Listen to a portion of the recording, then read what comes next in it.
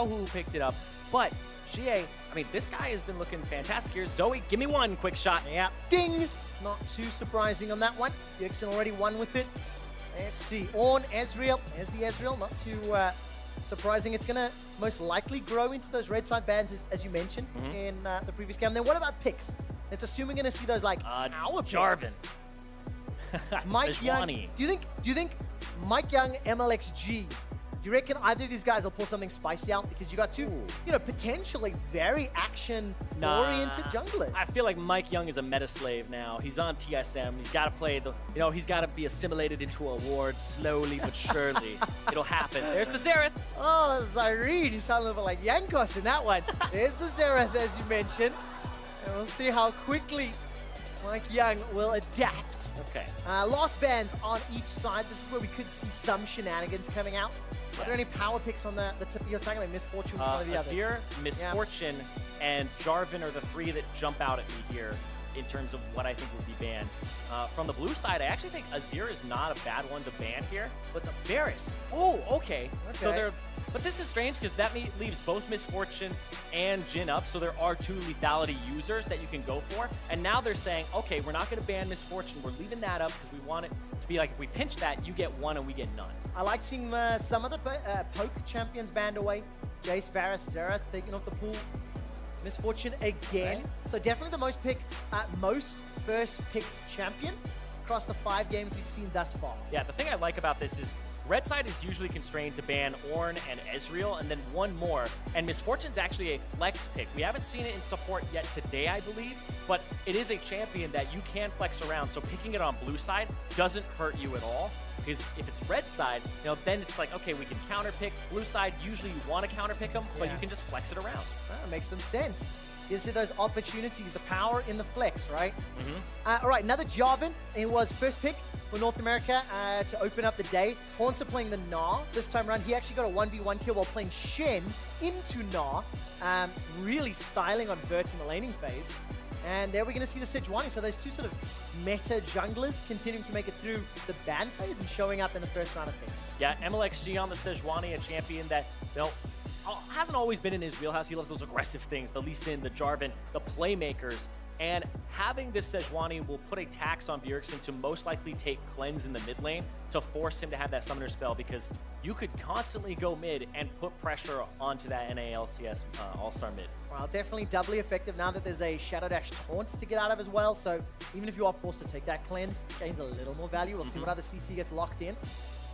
Sneaky. Is he going to go for a Jinx? I don't think so, but where do you think it's going to change to? I think if he is picking an AD, it's Jhin. Yeah. It's his babe. When this champion first came out, he was on top of it, playing it constantly in solo queue. Even when people don't think the champion that's a new AD carry gets released, Sneaky's like all over Kalista, all over Jhin. He's always pioneering these guys, and people are banning it from him, but now he gets to pick it up.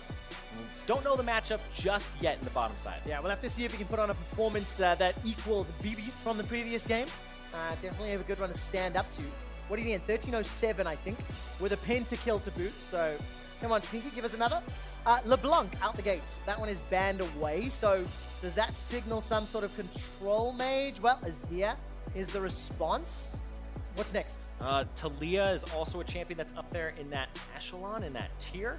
Galio kind of fell out of the wayside right after the changes, the shift to AP, and Taliyah's kind of that one that's remaining as the roamer alongside Ryze. So Taliyah, Ryze are kind of the ones that are in that tier.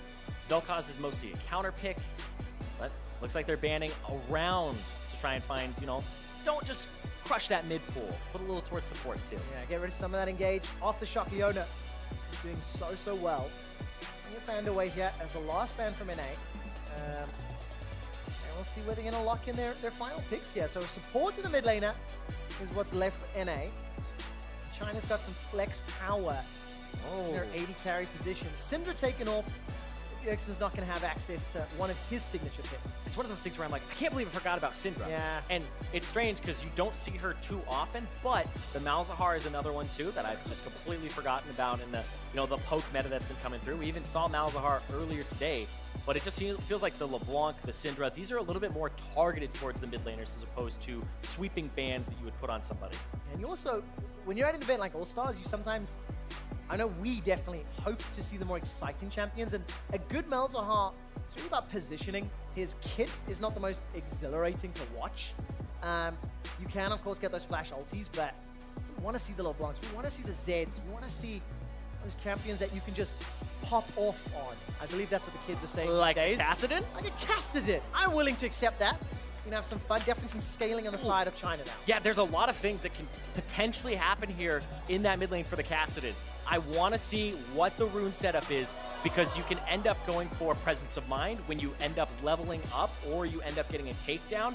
You keep refunding the mana for seconds afterwards, and you can constantly just keep rift walking over and over and over again and stack it up to a ridiculous amount.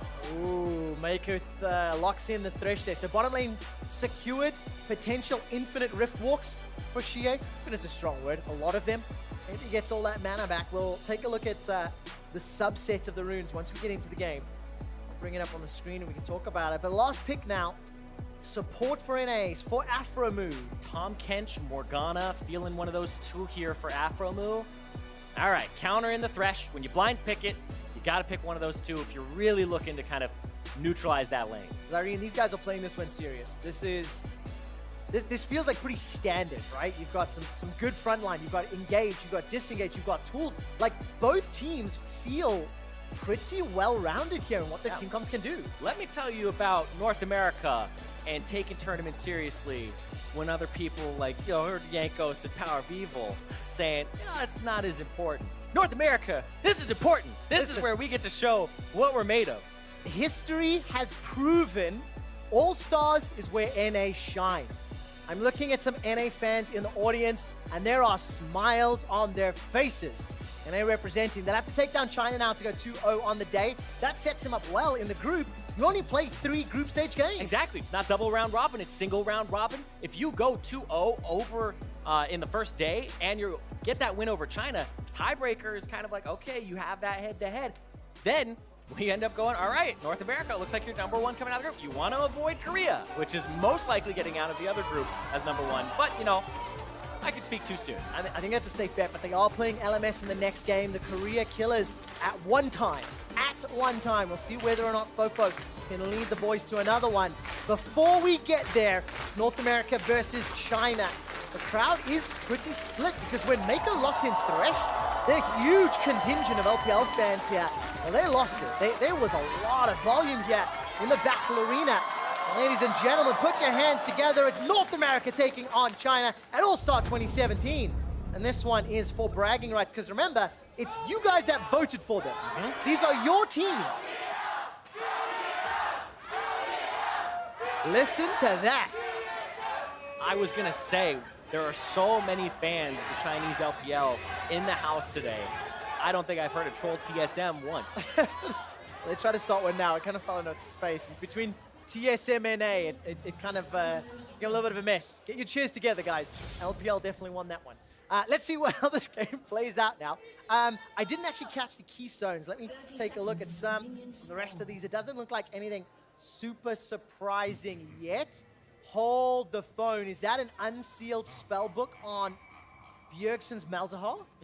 This seems to be the one that people go for on the Malzahar, but I love Unsealed Spellbook. The start of the heal here for the laning phase, and it's interesting because he doesn't feel like he's going to have like kill pressure on him for like an Ignite or an Exhaust or anything like that. This is survivability on ganks, and this allows him to, if he gets bullied enough, he can swap it to Cleanse for the Sejuani, and then if he feels like he needs to split push, he can match with the teleport later, and it gives him a lower flash cooldown. Dude, that is the tax break that we were talking about from NA. Aw. The unsealed spellbook gets you out of the cleanse tax you were talking about in Picks and Bans. Oh, man. A little on the nose? Like, yeah, yes. Political humor doesn't work in the room, I'm afraid. It gets me all down, though, Sorry. They're topically relevant, but anyway.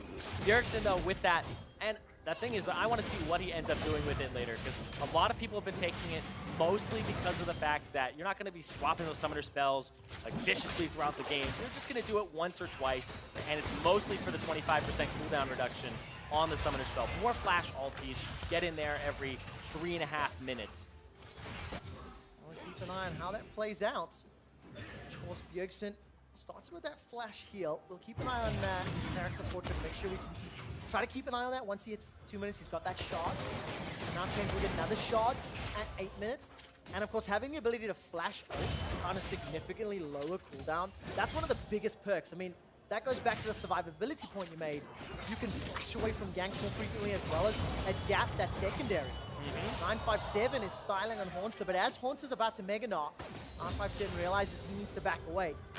Yeah, it's that, What does that one say? that level 2 first. And Haunter just played the other side of the matchup earlier. Sneaky hook. Follow up though, here's the power of Tahm Kench. Exactly what you want to use that champion for. Yeah, and the fact that he has Guardian as well makes it so that he's faster and he gives the shield over. But look at this, Mike Young ganking the bottom lane. Well, definitely not role-playing award yet. Flag and drag, but defensive flash from Mako means he's able to escape safely. It still counts. That's going to be an easier target if Mako ever gets caught by that Deadly Flourish. Yeah, and it's more of the aggressive lane on the side of China, but NA, oh, hold on though. I don't know if they saw MLXG here. It does look like a ping came down. I'll look for that stun. Not going to really follow it up just yet. Needs a couple extra tags. There was some support from Mike Young to back up or anything like that. Yep, there's the aggressive lane. Oh, the play not going to find its target. You can feel the tension building up in this lane. One misstep could cost first blood. Yeah, Sneaky there actually just got a biscuit delivery, and then so we pop that and a potion, so you see he's ticking up quite quickly. He'll be near full health again, but he took the boots and 4 pots at the start because he knew the lane was going to be a bit oppressive if he got hooked. Very, very cheeky play. Just get rid of that blast cone. Remove any surprises, or potential for surprises. Good play. The Devour comes down from Afro, and he goes out. Death Sentence finds himself a catfish. But Afromu with flash, with exhaust, and the fact that Uzi was low, not a kill threat yet. Yeah, I actually believe that the Guardian from Afromu gave Sneaky a shield inside him, so the Ignite ticking down actually wasn't as effective because he was shielded inside the belly of the Tahm Kench. Bjergsen already swapped the Summoner. It's going to work out, obviously give Bjergsen the ability to get back to lane. Flash, teleport now. Summoner spell shots, he'll get his next shard optimization, or shard alternation would be a better word, at 8 minutes. So get that TP off cooldown again and decide where he goes next with it. Unfortunately, we can't break down any of the other runes. Don't have access to that information on the caster desk, so we'll take a look in the post-match. The specifics of Bjergsen's unsealed spellbook. We've talked a lot about the bottom lane. Let's make our eyes towards this top lane. 957 on the Shen, playing into Haunter. Haunter's already got himself a 7 CS lead. It'll be evened out soon-ish. But nope, not going to do that, Zarin, because it looks like there's both junglers in the bottom lane. Yeah, looks like gank and counter gank. Uzi versus Sneaky at the start. The target. Remember, Mako's got no flash. It was blown earlier. Mike Young in North America, they get one back. MLXG's looking for an Arctic Assault. He's not going to fire the target, though, and backs away in a punish. The Summoner spellless Mako. Yeah, Mako flashed earlier from the gank. Look at that, the flash! Oh, nicely done, Mike Young. There you go, Rookie of the Split of the Year.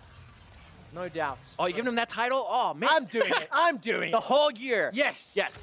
Mike Young, though, I mean, this guy, he's so young. He came in. This rookie has been working both when he was on Phoenix 1 and now with TSM. He did coaching for Scouting Grounds. He's incredibly active, passionate, and really wants to learn pretty much everything. And right here, going in, has no hesitation. This is those Nidalee plays transferring to a Jarvan.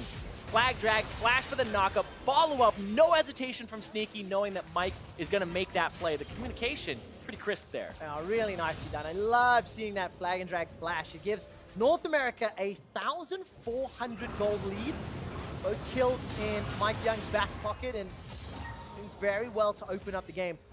Is that kind of what you would expect if you look at some of the lane strengths? Yeah, I mean, Gen TK, there's the potential to dodge those thresh strokes we saw play out multiple times. Yeah, it usually, like I said, the Chinese bottom lane here of Uzi and Mako would have pressure because of the Misfortune Comet poke and the Thresh being a range support. But Afromu and Sneaky with the Tahm Kench, you can counter, and that's exactly what they did. You went aggressive, they countered, but I feel like the jungle timing is what really messed that one up for China, was Mike Young being down there twice before MLXG has been there kind of once. Yeah, really, really good point. Mike Young pitching a little bit of a tent, but it gets the team ahead. I mean, it's an extremely sizable lead this early in the game.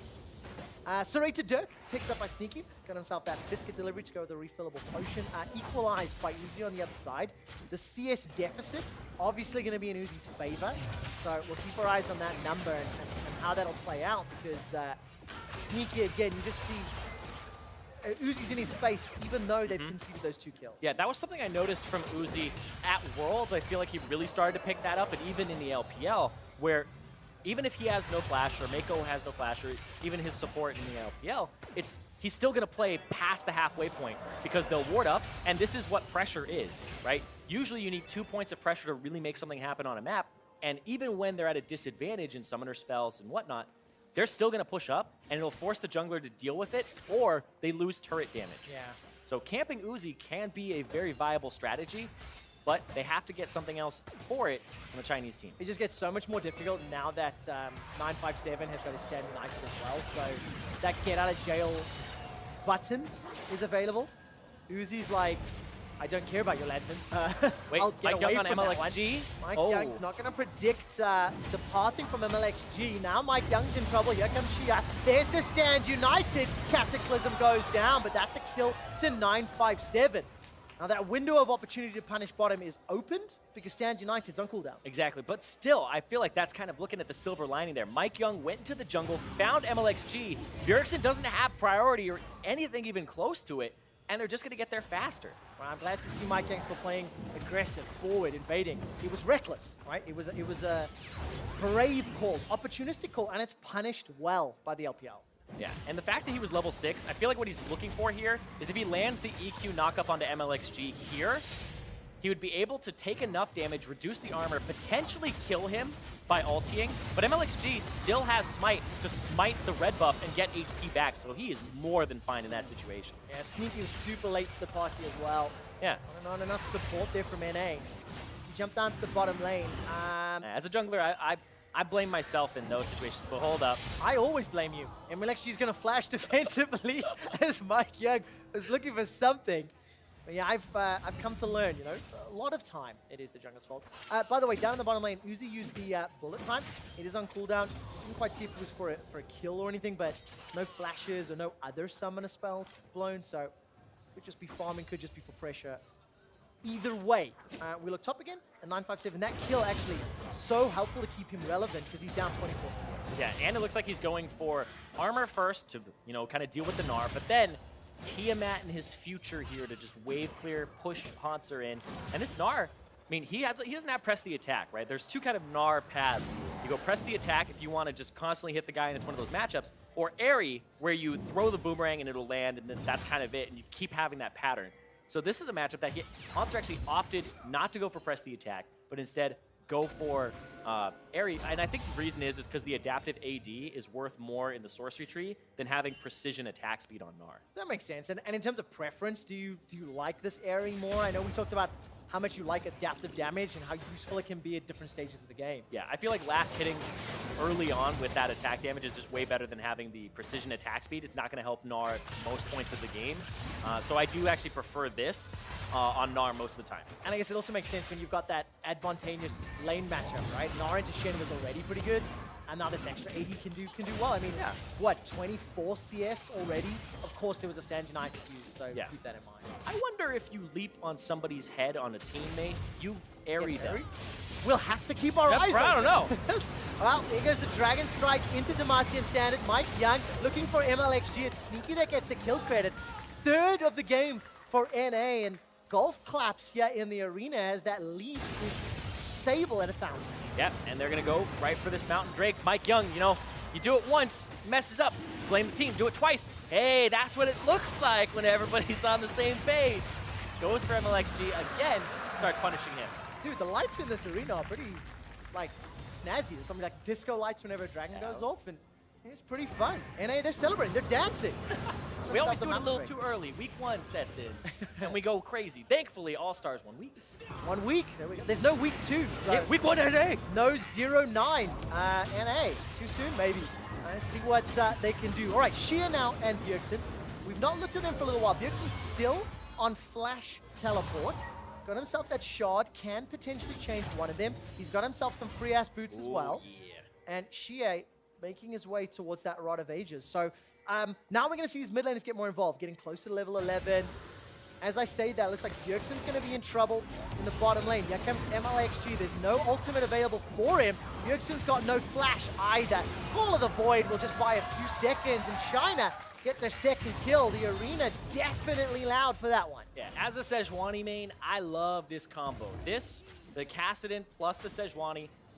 I think Fizz is kind of the only other one that I really like mid lane because Kassadin stacks the passive for you. Even before the gank, he R's in and starts getting those stacks. Look at that, 1 stack, 2 stack with the auto reset. All you have to do is W from there and you get your stun. You're pretty much dead at that point. So yeah, GA doing a lot of the work there for him. Yeah, making it work out. Mako defensive, flashes away from the deadly flourish. Mike Young, see if that Cataclysm's available or not. Uzi Gonna flash. look for a target. There's the flash engage from Bjergsen. The unsealed teleport setting them up for another kill. And remember, 25% shorter cooldowns on summoner spells. More TPs, more flashes, more often. Exactly. More action. It's like we're selling it here. I like what he's got. Let's see here. He went Ionian Boots of Lucidity. 180-second cooldown on flash and teleport. So he also has Cosmic Insight from the Inspiration Tree. So the 30% plus the extra from the Ionian Boots of Lucidity. I'm actually not gonna lie, I am trying to sell it. I completely ruined competitive integrity because I went to Song and Afromu before the day started, and I went, guys, can you please run Unsealed Spellbook Blitz? I'm like, Afro, you're the only guy that can pull this off. You start Smite, you invade, take TP at level 2, do like a TP gank. They didn't really buy it, but I did try. You know, I tried to nudge the team. Yeah, NA doesn't like to take EU strats. No, evidently not. They instead did it on Bjergsen, and yeah, we take it's the working players. out well. 0-1-2, and it's working out for this Malzahar. I want to see if he changes. Do you think he changes from Flash? I don't think he changes from TP. TP is just so good. A 3-minute cooldown TP. Nobody can match you. Like, this is going to put you on, like, Shen levels of global pressure, right? And even if you're matching TPs, that's like a single teleport could get a teleport out of 957 and then Xie 3 minutes later. Yeah, that's so tough. Game changing if communication's working, right? And especially if Hornsa can keep up. Now let's turn our focus to LPL and China. How do they bounce back, right? Like they've got a fairly beefy looking MLXG on Sejuani, Cinder Hulk, got some armor, got some MR, a little bit. 957 isn't going to get tankier, but how do they deal with this 3-minute TP and the lead that NA's built up? They got to use MLXG, constantly engage, and also Mako control vision and pick, because 957, he's in a good position right now in terms of dealing damage to Hauntzer, but he's still down in this lane and will slowly bleed turrets. So you have to find something early, use Stand United proactively, and I feel like even a Kassadin is something that can set you up there. But right now, oh, another suppression under turret, there it is! Man, Stand United was even used to try and save him, but in a 4-on-1, never going to be a big enough shield. That's tower number 2, tower number 3 as well. This is a gigantic lead for NA. Winning top lane, winning early in the mid lane, and then the bottom lane was the one that got ganked twice, and then they upset the jungle as well. So North America actually has all points of pressure right now in the game, and a mountain break. So taking these turrets became easier, and they're going to get this Rift Herald on top of it. Right now, everything is kind of coming up NA. Oh man, such an early start. 15 minutes up. Rift Herald as well. Double teleports in an open map to play, and this just looked really easy. I will answer your question from earlier with a non-macro way that they can handle this. QSS would be a fantastic way to deal with this. I saw Xie had a kind of a no magic mantle, and then he changed it over to Merc Treads as opposed to going for a QSS early. But we saw like a QSS second item from Bjergsen in a matchup of Zoe versus Malzahar earlier today, and it just looks like pushing it off because you want the Rod of Ages to stack up, and they ended up going for Boots over having the QSS there. So A little bit greedy maybe, or aggressive. yeah, it's one of those things where when you have the QSS, you feel like it's not doing much for you. After you get it, you're just like, this just doesn't feel great either. And of course it delays the next item you need to buy, so yeah, it's a difficult trade. And when you get it and start using it, you're like, ah, that was a value buy. It's always kind of, you know, retrospective where like that was a value purchase. Because Bjergsen can just stop ulting. Yeah, he really can. And of course, Bjergsen's going to have to find targets. Nether Grasp into Kassadin, great tool. Prevents a lot of those Rift Walks, obviously, until the QSS comes up. Abyssal Voyage was used by Afromu to try and catch out Mako and Uzi, but unable to do so. It's just CSD. This game, pretty much even, +2, -2. And in the respective games earlier today, +26 for Xie, +12 for Bjergsen, both of whom obviously won. As it stands, North America, 3,000 gold up. pushing very deep, very proactively into China's jungle. Yeah, right now, there's no teleport on 957. He doesn't have Stand United, so you can go ahead and start sieging right now. It will be up very shortly, but right now, buying space for Hauntzer is just fantastic for them because this guy already up like 30 CS at the moment, and it's 17 minutes in. This guy is cresting over that 10 per minute mark. Let's see how this duel goes. 1 sec, gonna use that Gnar to escape. And he's running from the Kassadin. Yep. Pulling two. Support coming out. That Titanic Hydra from 957 and the support working out. Teleport now being channeled by Bjergsen. Remember, it's about a 3-minute cooldown. Megadon time's up. Xia continues to chase. That's a great silence on to 957. They turn it around. Now 957's down. The crabs are spreading. Look at the damage onto Xia. Continues to run for his life. Riftwalk is available and he's got the mana. The Glacial Prison goes wide. MLXG's looking for Bjergsen. Backups here. Uzi, the bullet time found nobody. Now China are running away. Defensive flash from Uzi. Curtain call. The shots miss. 2 and 3. Number 4 does tag Uzi, and the 4th catches Mako. Afro wants Another him. Abyssal Voyage. Bafro's hungry, looking for a Devour. Get in my belly! Flash away from Maiko. Nobody is available. And China, how did you get away with that? 2 for 1, and they end up pushing them back. Here we go, though. Here's the Rift Herald to try and get this top tier 2 turret. Man, it felt like China were chasing the loss. They threw everything at those kills, and yes, they lost 2, and they didn't lose more, but North America, they get the tower, and they really ran down LPL. Yeah, right here, Xie goes in, dumps damage onto Hauntzer there. He even used the Q, so Bjergsen's free to use his Q. It stops channels, but they gotta get the shield off of Bjergsen first. He just ulties 957. He's down, and then they went a little too aggro here. Hauntzer able to leap away, and then Bjergsen has to flash. Uzi has to cancel the ulti. They have to run for the hills here. And MLXG, he's trying to get the Lantern. The Lantern gets, too far out of range, and it just disappears, so they pick him up on the backside. Oh man, scumbag Maiko. Not gonna be able to find that Lantern to safety. North America, 7 kills to 3. We're approaching 20 minutes on the clock. And that lead is growing. I mean, not a single tower conceded yet. Very, very good showing is now Xie. Looking for Bjergsen, no flash available, but Aframu with the Devour. Now Afra's on the front line. He gets caught by the Death Sentence. Bjergsen's buying time with the Nether Cross. No! Great boom bullet time! Uzi gets one, as well as another, with the help of China, and that's 5 seconds from Baron. Are they gonna get Baron? Baron's gonna go ahead and spawn right here. Hauntzer has TP on the opposite side of the map.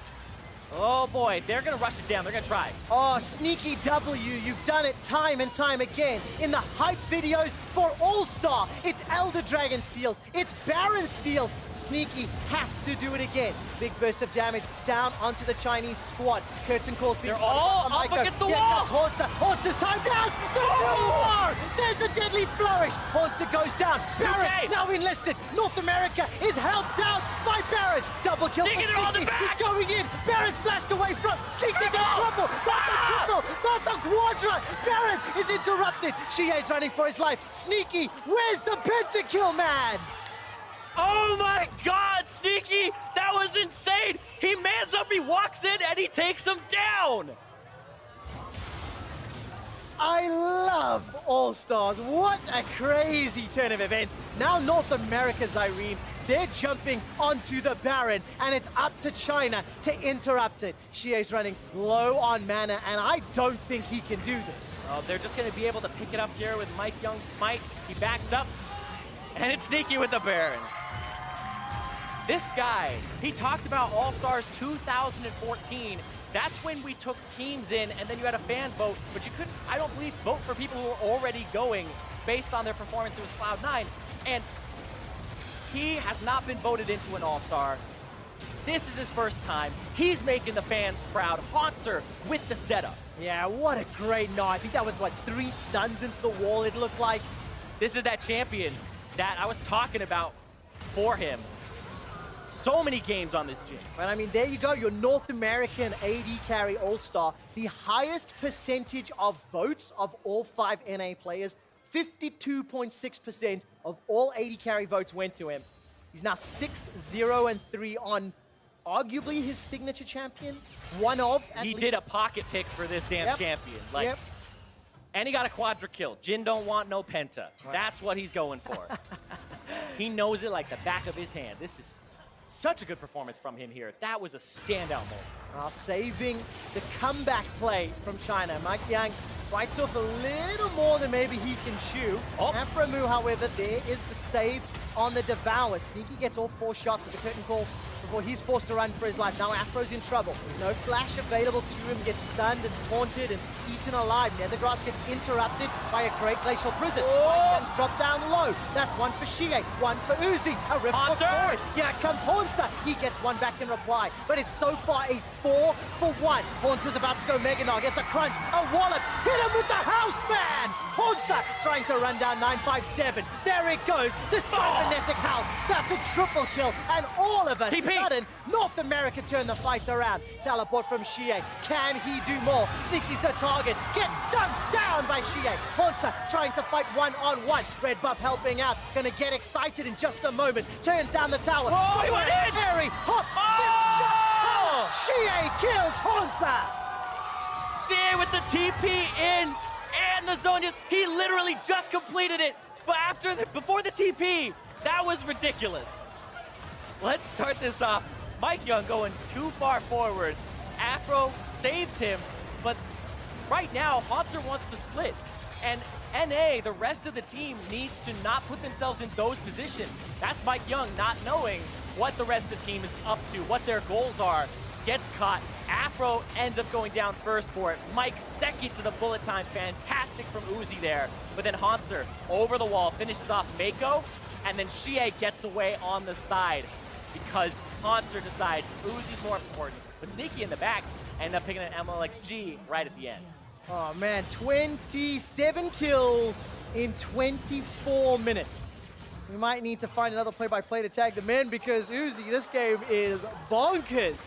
Huge smiles across the face. 1, 4, and 6. Yeah, you're going to read his scoreline. Yes. That's Uzi having a blast when his KDA is just over 1.5, or is 1.5. Oh man, third dragon picked up for North America, by the way. 2 Cloud Drakes and a Mountain.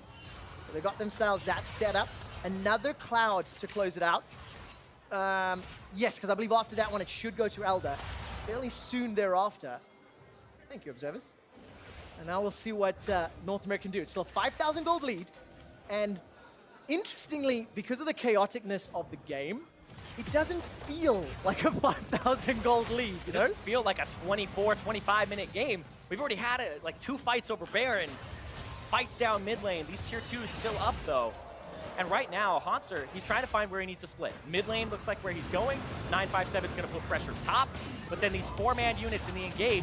And you can see China saying, no, we're going to collapse on the split pusher. Yeah, 3-on-1 with the Stand United as well. Hornsa really just gets obliterated. It's at the cost of an inner turret, though. Yep. 6 towers to 0. So North America should be relatively happy with that trade. Also, I noticed now Bjergsen's got Black Ghost. So Unsealed Spellbook has been popped again. Let's see what that Ghost does instead of the TP. What's the cooldown on that with his Lucy Boots? 108 seconds. It is a minute and 48-second cooldown Ghost. Oh, man. Gotta go fast on that Malzahar. That Ricky Bobby for Bjergsen. Thank you. I like that one. It's one of my favorite movies. Oh, such a good I love that. Such a good movie, and this is such a good game as well. North America, though. Look, they've got all of the other turrets. It's now down to inhibitor turrets. And that actually makes it a little scarier. Yeah. Because now you're going to go and inhibitor turrets against MLXG Sejuani, Uzi's Misfortune. It's just so much easier to hit those targets. Yeah, the engage, the collapse, and it looks like China's set up for a 1-3-1, whereas North America are now in a 4-1 with Bjergsen kind of swapping the teleport away. That's going to be really fantastic for him. Let's see if China can pull that off. Okay, 1-3-1 opens yourselves up to like a pick potential. Mike Young has shown his willingness to go in on many an occasion. So if NA can like pull the trigger, obviously they can punish China in any one of those lanes, really, with the amount of hard CC they've got and the amount of options they have available to them.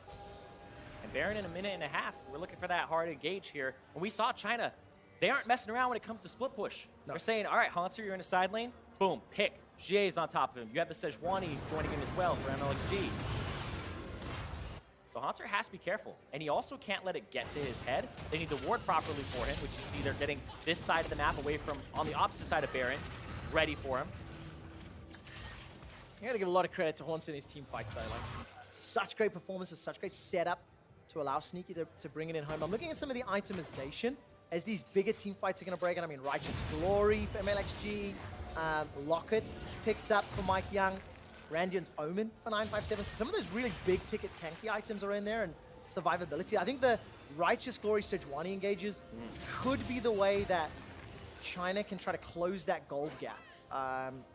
Could be the way that they can look to catch out someone in North America. Yeah, it always kind of sucks, though, when you're up against a Malzahar with his passive, and then you also have this Tahm Kench. So you're really looking at the Tahm Kench before he gets like a QSS to try and engage on him, but it doesn't feel great. It's really hard to pick somebody here. You have to kind of go for a full team engage. Well, that's what we're going to have in just a moment. Bjergsen's trying to play the bait or at least pull the minion wave. Yeah. Deny any of that tower damage. It's also so that the LPL can't push mid and go into the Baron pit. First tower of the game picked up for China. 28 minutes is the bottom outer. It's going to start to close that goal gap. I mean, 4,000 is Bjergsen started it huge right now. Those Void Swarm's going to be helping out. That'll tank up Baron for a very long time. Stand United will take time to get there, and there's enough burst damage between Sneaky and Bjergsen to kill somebody on the LPL All-Star team. Death Sentence goes wide. This is a battle for mid-lane priority and control. But they're losing turrets simultaneously. 957 playing the split push game here. You'd have to start up the Baron. There are no more scryers on the side of China. Mega Nars timed out as well, so there's another small window of opportunity here for China if they want to look for an engage. North America, though... Oh, it's a really good push, but they're going to give up the Baron pit control here. Do China actually try to start the Baron? They just fight the Vision? They've have a lost fight. themselves inhibitor turret. There's going to be a fight here. MLXG and Xie on the backside. They can catch somebody here on the retreat. Are they going to go for it? Well, China a little bit split up. Uzi started to recall from the pit. Mako's hanging out by the banana bush. TP. Teleport coming down from 957. Remember, Stand United back if the fight breaks out. Yeah, he wants to pull Hauntzer to the side lane, but Hauntzer wants to be with the team. Well, there we go. A little bit of burst damage coming down as the timer pops out. And 957 using that split push with the Titanic. And his runes to advance and make that ever quicker. Yeah, Demolish is such a great rune to have. Not a keystone, but a rune in that resolve tree, and they're picking up turrets now. You said it was 0 a second ago. Look at this, the engage. Glacial Prism in the back end. That's going to slow any sort of re-engage coming down, but the Devour saves Mike Young's life. I think MLXG did a pretty good job with that ulti, trying to zone away the North American re-engage. It caught Sneaky full on, and Sneaky, of course, did use his flash. So summon a spell blown for a pending Baron fight. In actual fact, Mike Young did as well. So two of them down for this next big engage. Yeah, they were kind of hanging out by that turret when Hauntzer had backed, and he was still running out of the base. So it was actually a fantastic engage from China to throw the Sejuani ultimate and just get in there and try to get somebody. But Mike Young kind of went to their hands. Look at this, he's already taking so much damage. All right, Baron's down to 50%. Mike Young has not yet backed from that last defense. Which didn't work out in saving the tower. Try to pull China towards him into the Baron pit. Deadly Flourish. Going to be enough to root down MLXG, but at least gets a little bit of poke damage, sends a Comet flying. And North America at 13 minutes are now looking more and more even with the team comp that is getting more and more powerful. Yeah, I think that North America, despite being 3,000 gold up, so far from what we've been seeing, actually aren't in an incredible spot for the next few minutes here, because the globals are pulling them apart. Bjergsen doesn't have TPs, so he's with the rest of the team. Hauntzer's kind of that sole split pusher, and they've been able to kind of shut him down the last few times he's done it. That top lane turret that's gone, that only has an inhibitor there, is kind of where North America needs to refocus. Focus towards that and focus towards the Baron. But it's so hard to do. This Kassadin is so mobile. This Sejuani has such great pick potential from Fog. And you know what? So much credit now to China. After losing, you know, that sixth tower a little while ago, at 24 minutes, this game had 27 kills. Over the last 7.5 minutes, there's only been 1 kill. Look at a quick math. And I think a lot of that has to do with China, like playing very defensive. They've backed off a lot. Yes, they did lose that inhibitor turret in that trade scenario, but it was around Baron pressure, vision. They got 2 towers on the bottom. They then responded with a tower mid. So it feels like that macro game or that map game has leveled up a little bit as China got pushed all the way back to their base. Yeah, they seem to be kind of on the not the back foot, I would say, for North America, but they're struggling to find how they lean into this to gain an advantage from here. It's been kind of a stagnated state of the game where they can't push forward. And like I said, it's on Hauntzer, but the last 2 times he's been splitting, his team got caught in the jungle, and the other time they went after him and killed him. So they've shut down the split push enough, and China's showing, you just can't do this against us. But you got to kind of keep at it. It's the team comp win condition for now. Okay, so Baron is up. Zyrene, there's a Cloud Drake on the way, alive rather. And of course, next one is Elder. A 4-dragon Elder, despite 3 of them being Cloud, is still going to be powerful for North America.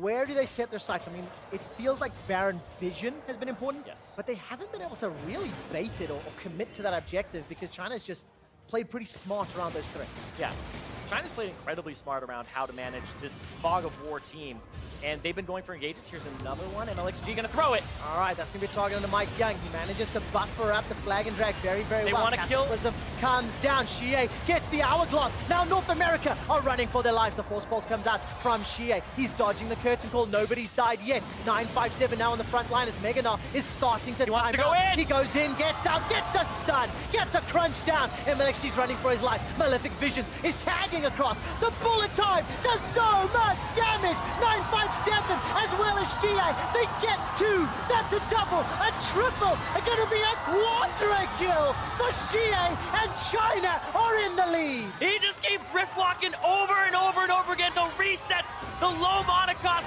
just popping off on the end. They're going to push forward. Listen to this audience erupt. LPL are gonna demolish the inhibitor turret. 20-second death timers.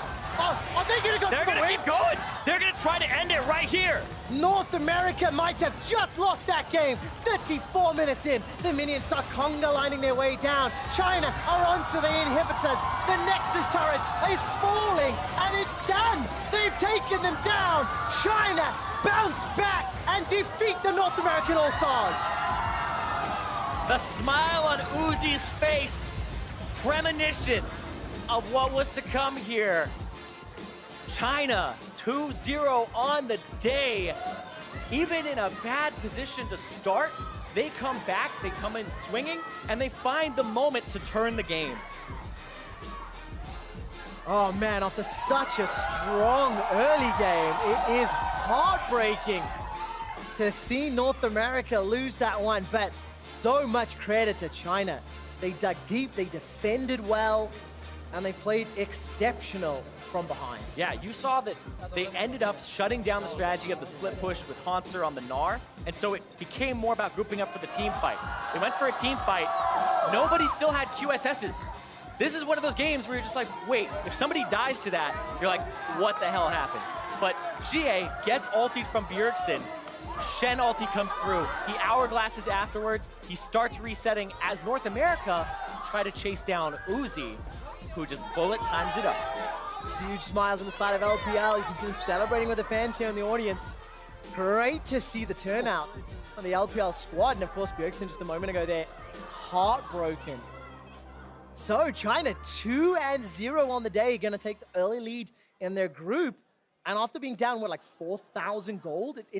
I think you can see with some of the mixed team challenges come in and something like this because it was the late game, that final hurdle, and they couldn't get over. Yeah, and it looked like their communication was on point, though. Everybody knew what they should be doing. All the individuals, pound for pound, ready to shut down the NA strategy. It was 6-0 in turrets at one point. It was, and it did not result in a win. To hear more on how China won, let's head into the analyst desk.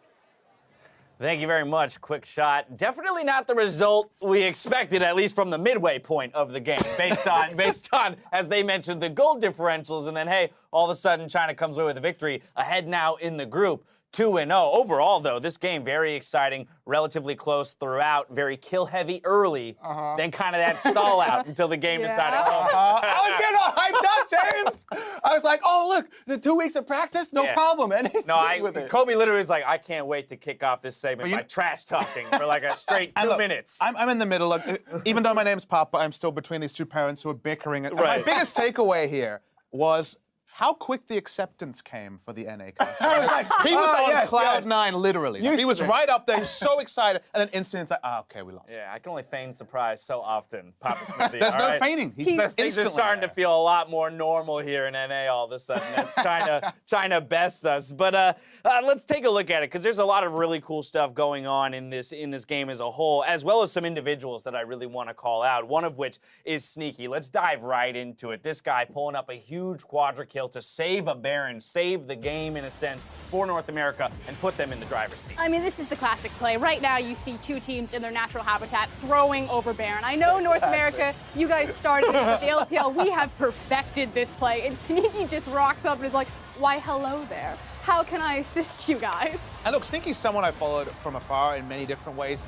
It really does feel like, correct me if I'm wrong, Kobe, it feels like he has aged like a fine wine. In the past, this was the guy no one talked about on C9. The focus in 2014, when he was last on the All-Star stage, was on Meteos and other members of the team. It feels like every year our expectations for Sneaky, and even where he is on a tier list, it does feel like it rises. I didn't hear a correction, so I'm going to take that as an affirmation. You didn't give me any That time. Kobe He's been believes talking the whole Give him a time. moment. You're that talking Sneaky the is whole very time. much a fine wine. Talk to me about Sneaky.